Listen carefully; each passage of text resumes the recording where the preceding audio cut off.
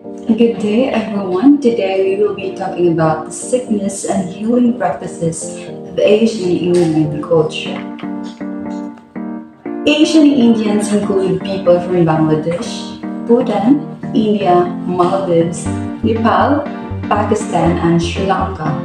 During the Vedic period, the foundations of Hindu philosophy, mythology, theology, and literature were laid, and many beliefs and practices which still exist today, such as Dharma, Karma, Yoga, and Moksha. According to Shreya Health in 2016, along with Western medical practice, Asian Indians practice faith, spiritual healing to eliminate certain physical and mental illnesses. The religion commonly affects healthcare and decisions of Asian Indian culture. Hindu and Sikhs believe that disease is due to a karma and bad imbalances. Karma is a deed done in the past, in the present of life, or in prior incarnations. Hindu believe that people can mitigate the results of bad karma and accumulate good karma by performing honorable selfless actions in the present life. Many Asian Indians believe that modern medicine is only good for acute and surgical conditions. They tend to use SAEM, healing herbs for minor diseases. SAEM is the complementary and alternative medicine. It is widely used home remedies based on the medicine system Ayurveda, which uses spices and herbs. Example, turmeric paste, ginger, lime juice, and buttermilk. Traditional Indian medicine is one of the oldest medical sciences in the world. Ayurveda is the most widely used system in traditional Indian medicine, emphasizes holistic medicine, which takes the body, mind, and spirit as a whole. It is based on the principle that human beings achieve physical, mental, and emotional health through harmonious coexistence with nature. Ayurveda, as a form of traditional Indian medicine, literally translates from Sanskrit to knowledge of life, or more precisely, systematic knowledge of the lifespan. Ayurveda is a whole system of medicine. In its South Asian countries of origin, it has been practiced for more than 2,000 years in an unbroken tradition and is thus one of the oldest WMS of mankind. Ayurveda is fully recognized by the World Health Organization as a medical system, science analogous to traditional Chinese medicine, and has amassed an enormous wealth of empirical healing knowledge.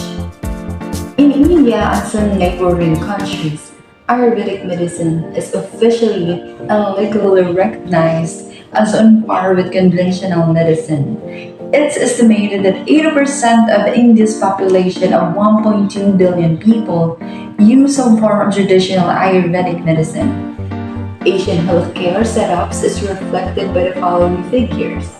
In India, alone about 400,000 registered Ayurvedic physicians practice Ayurveda, and there are more than 250 universities and colleges where Ayurvedic medicine is systematically taught as a 4 to 6 year university degree program.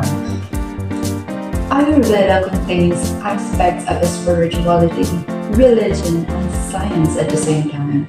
There is no specific requirements or conditions in order to participate in the practice.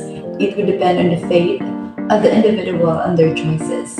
But in order to become an Ayurvedic practitioner, one is to complete a bachelor of Ayurvedic medicine and surgery, and to get registered in the State Council of Indian Medicine or Central Council of Indian Medicine. Proper checkup and consultation is needed.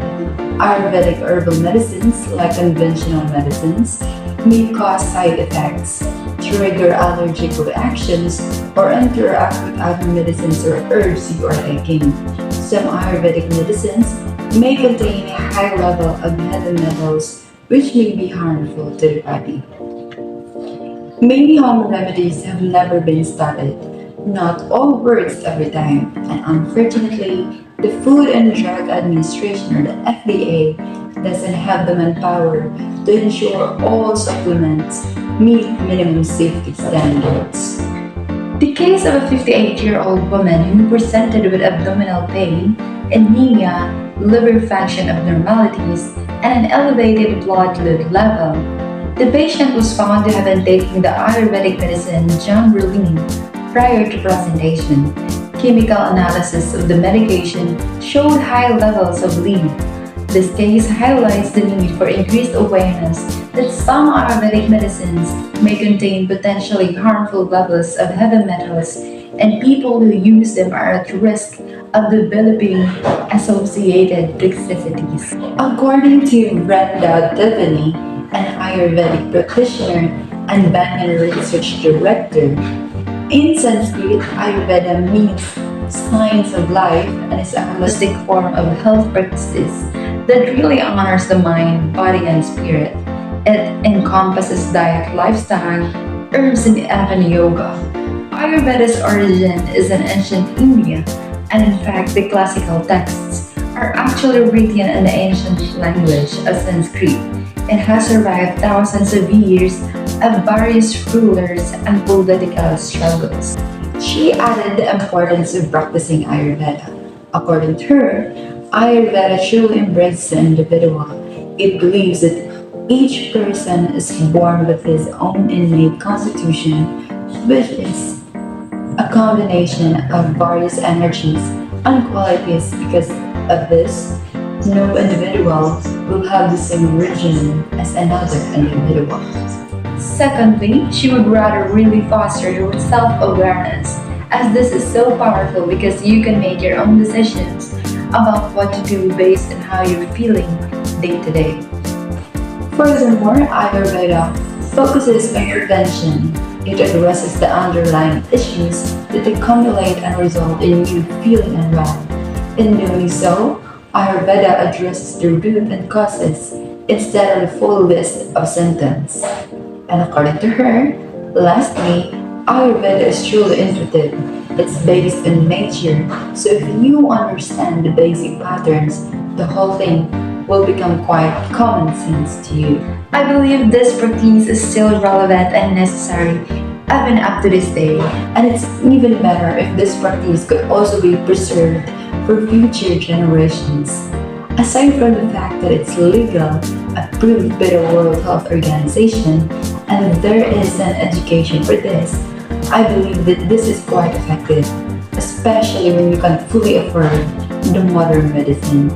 Personally, I do use these home remedies by searching and watching in YouTube from Indian health specialists, and I can say that these are most effective.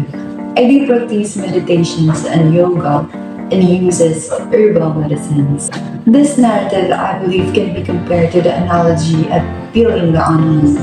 We might have known the traditional healing practice of the Asian Indian culture, but in order to determine exactly the practice, the rituals being done, the theories of the diseases and medicines that has been made, the layer has to be peeled off.